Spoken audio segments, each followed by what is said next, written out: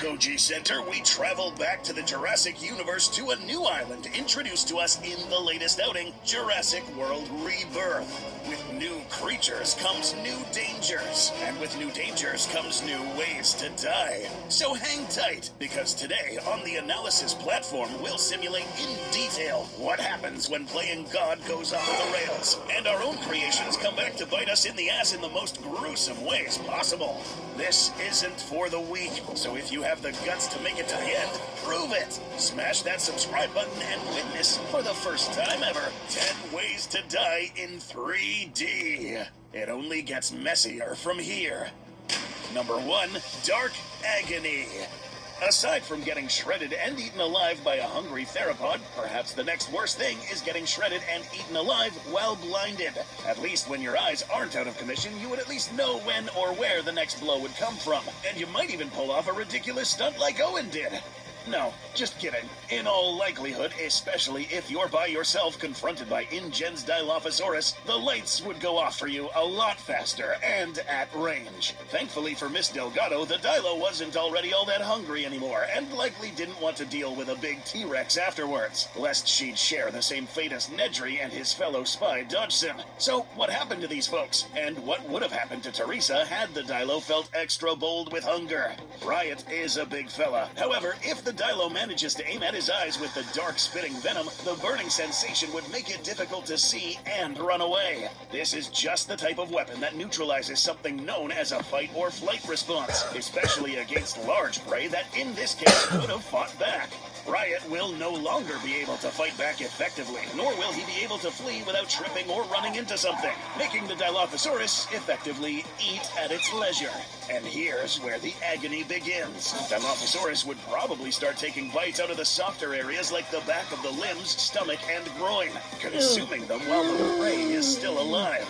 This is very similar to how some canines and hyenas kill prey taller and larger than themselves. Number 2, Duo of Death. Something interesting that many sharp-eyed observers noticed in the raptors of St. Hubert was the fact that the raptors were always in pairs. Seen in both the deleted scenes as well as in the actual movie, our best guess is that they may not be forming as large of packs as the other islands as a way to be more spread out and targeting smaller prey to avoid competing with the larger carnivores and escape more notice from their mutant cousins. On one hand, that means fewer big packs to worry about, and on the other, it actually means you're pretty much guaranteed to get jumped by at least 2 velociraptors at the same time. Riot's clone number 2 will be dropped in a room with 2 of these raptors. Knocked to the ground, the claws would be gouged into the flesh to pin the test subject onto the ground. Against a human who would most definitely try to swing back, the velociraptors would incapacitate the prey by targeting the easy-to-bite body parts, such as the arms, and shred through the thicker blood vessels.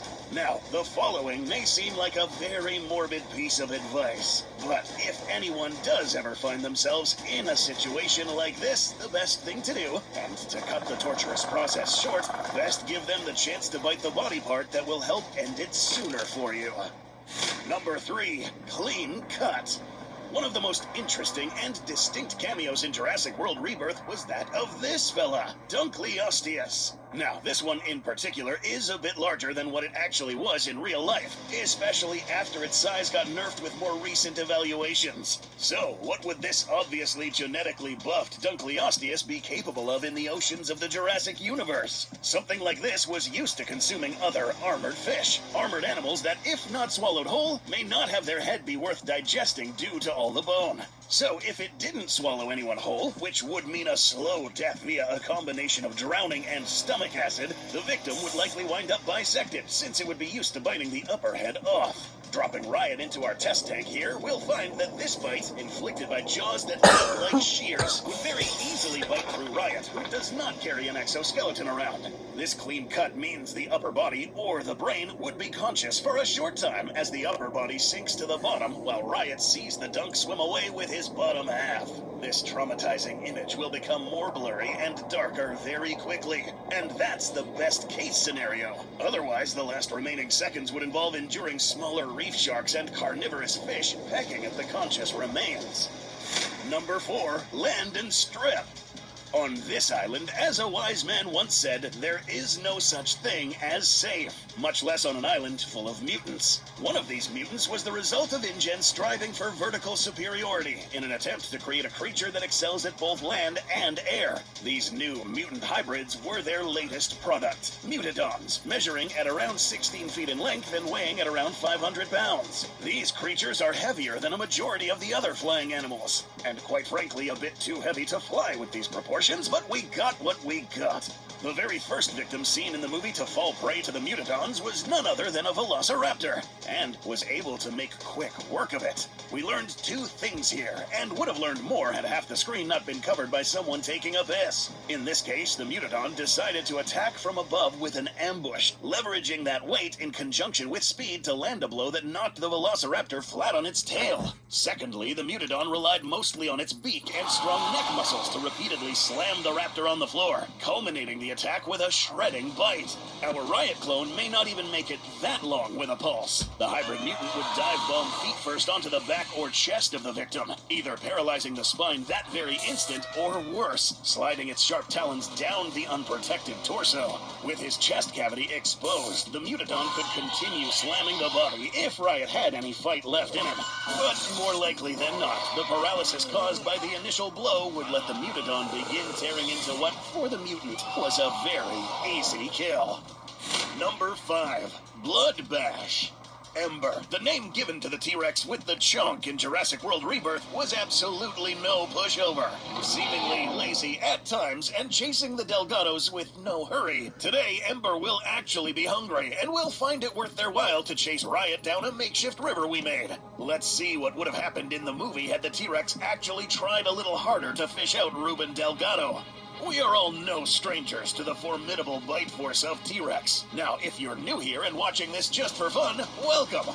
We'll have you know that a T-Rex of this size with a bite force of at least 8,000 pounds per square inch concentrated on these 12-inch teeth from root to tip would instantly pop someone like a grape. In the water, and in this particular fashion, things might be a bit more messy for Riot. If the river is shallow enough, Riot might end up getting pushed downwards as the T-Rex was lunging at the victim. Anything sticking out of the T-Rex mouth would likely be pressed violently as it bashed against any stones. The water would be colored red, polluted by floating organs, fecal matter, bile, and bone. Number 6. Drowned and Quartered.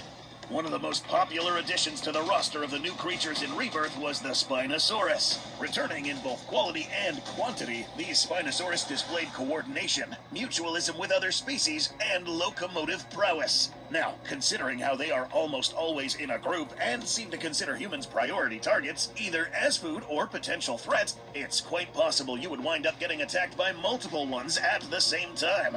There are many possible scenarios, but you know we're here to pick the most gnarly. As clone number 6 floats in our tank, the first Spino will snap its jaws shut on its bottom half of the body. Although the Spinosaurus does not have the same biting force of a T-Rex, this bite is still strong enough to shatter limbs. Following the action and not wanting to miss out on a few calories, the second Spino swims by to bite on the still-living test subject's upper torso, smashing the skull beneath its cone-shaped teeth. This tearing motion leaves the surrounding water red with chunks of flesh floating down to the tank floor. Number 7. Pulverized. Now, what could possibly do that? And even worse than a T-Rex? This next creature isn't a carnivore, but rather the animal with the potential to be the most powerful land creature in the entire franchise. Ladies and gentlemen, meet the the Titanosaurus. In this franchise, a massive sauropod slapped with a more marketable name makes its debut, featuring a very marketable appearance, with a not-so-accurate set of stats. Here's where this part of the episode hits a few variables. Finally, something to rival the Mosasaurus when it comes to size shifting between shots. The most official listings for the Titanosaurus give it a height of just over 15 meters tall. However, on screen, its size tends to increase to anywhere between over 20 meters tall in some shots to ballooning over 40 meters tall in others. This makes the stated 11 or so ton mass even more ridiculous, considering at its largest on-screen size, the mass would be over 3,000 tons. So, what will do the pulverizing? This tail makes up about 18% of its volume and is around half its overall length and is relatively thin. This means that any force applied to it is going to be all transferred to this relatively thin area. Exceptionally good for swatting any nuisance from InGen's asset spreadsheet, not so good for our test subject. So, it was once proposed that some sauropods with thin whip-like tails could break the sound barrier. In truth, they were fast, but a 2022 reevaluation found that it was not near as fast as these bold claims. The more realistic figure was 27 meters per second or 60 miles per hour. So we'll be conservative with the following figures. If the ridiculous 11-ton metric was used, that would still yield 5 meganewtons of force, sending Riot flying dozens of meters after being split in two. But this kaiju-sized Titano, now granted we are taking this 3,000-ton Titano visual literally, this produces around 1.565 giganewtons of impact force in optimal circumstances. No real point to bore you with the calculations, because Homeboy is getting sprayed all over the facility floor. No, we aren't kidding. Something with that much force concentrated on this whip would send some force ripping through a body that would exceed the structural strength of all their joints down to the fingers and toes. In other words, you would actually explode. Too extreme? Consider how much force a chomping T-Rex has in just a few hundred kilos of its jaw muscles versus an entire tail of a titanosaur. Number 8. Down the gullet. One of the most gnarly and disturbing deaths seen in Jurassic World Rebirth was that of Leclerc, the nice fellow who made his exit down the big bird's gullet. Seemingly motionless, perhaps if he was unalived right here, it would have spared him from feeling the tight walls of the esophagus and pool of stomach bile that awaited down below. A far more violent, but at least quicker way to go would be getting packed. InGen's cats differed from Biosyn's in that this beak was wider and more robust, still pointed enough to impale lesser creatures and be swung with enough speed to act like a lance. Getting rammed in the back or chest would result in the beak shattering the ribcage and collapsing the lungs. Heart and lungs pushed aside and the arteries shattered. This is a very bloody mess. The aftermath is a corpse with ribs sticking out of the opposite end. Good news is that this method is much faster than getting swallowed, but terrifying for anyone watching. This is actually a scaled-up variant of what some real-life birds like herons can do. Number 9. Tooth Grinder. Another well-received marine creature in the latest outing was Mosasaurus, one who, apart from being the victim of ridiculous size shifting between movies, gave us exquisite kills and sequences in previous movies. In Rebirth, at least, the creators of this film committed to giving this one a massive size upgrade. Measuring up to 100 feet in length, this creature is, according to official estimates, the largest marine predator in the Jurassic universe that we know of so far. Now, given the sheer size of this thing, and if it were to try and eat a human, the victim would have a decent chance of missing most of the jaws and getting swallowed whole. But that's just the first row of teeth. Mosasaurs, like some other closest relatives like snakes, have extra teeth on the pterygoid bone. These were specifically for helping further shred and grip prey when it went down the hatch. So, if someone, Riot clone number 9, was fortunate enough to avoid getting crushed instantly by the jaws, he would basically be sent through the shredder on the way down, sliced up and ripped into as the muscles in the jaw would repeatedly stab and grind them against these teeth. Riot is a pretty tough fella, so what if he survives this? Anyone who survives would be pushed into the stomach while also bleeding heavily, with acid pouring into the wounds. Blood loss, asphyxiation, drowning, whichever comes first. Number 10. Distorted.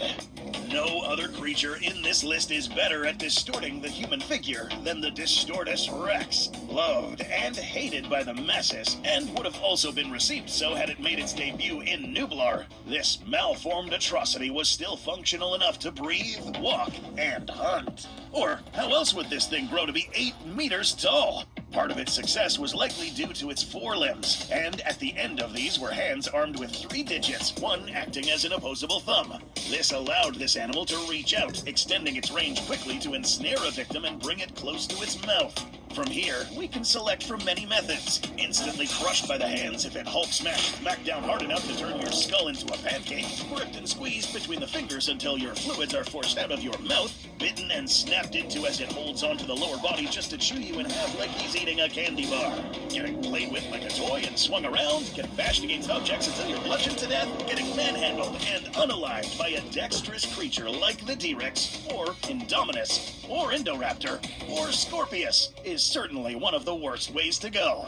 The rule of thumb, if it has thumbs, run.